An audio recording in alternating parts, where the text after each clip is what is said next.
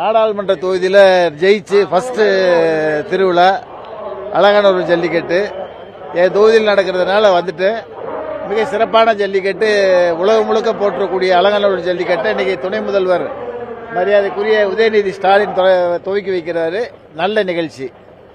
இப்போ மாடுபிடி வீரர்கள் வந்து ஜெயிச்ச மாடுபிடி வீரர்கள் வந்து அரசு பணி வழங்கணும் அப்படின்னு சொல்லிட்டு ரொம்ப நாளா கோரிக்கை வச்சிருக்காங்க. நீங்க முதலமைச்சர் பொதுமக்களுக்கு இன்சூரன்ஸ் இருக்கு, மாடுபிடி வீரர்களுக்கு இன்சூரன்ஸ் இல்லை. அதை தமிழ்நாடு முதல்வர்கிட்டையும் துணை முதல்வர்கிட்டையும் சொல்லியிருக்கோம். நிச்சயமா அடுத்த வர காலகட்டங்களில் அது கிடைக்கிறதுக்கு உண்டான நடவடிக்கை எடுப்பாங்க. இப்ப இந்த மதுரை டு தூத்துக்குடி ரயில் பாதை திட்டம் வந்து ரத்து செய்யப்பட்டதா வந்து ஒரு தகவல் வெளியாச்சு. அஸ்மிகாசன் சொல்லியிருந்தாரு.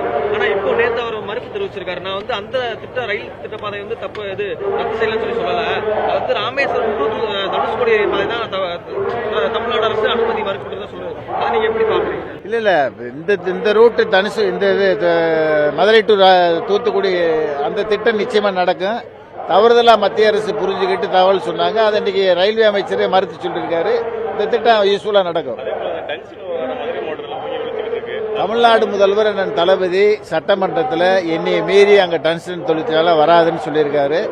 நிச்சயமா வராது. மக்கள் அதை நம்புவாங்க. எதிர்கட்சிகள் இதில் கையில் எடுத்து நாடகம் பண்றது மக்களுக்கு விரோதமான செயல்ன்றதை நான் சொல்றேன். நாடாளுமன்றத்தில் ஒட்டுமொத்தமாக எதிர்ப்பு தெரிவிப்போம். டங்ஸ்டன் தொழிற்சாலை தமிழ்நாட்டுக்கு வேணாம்ன்ற தகவலை நாங்கள் நாடாளுமன்ற உறுப்பினர்கள் சொல்லுவோம்.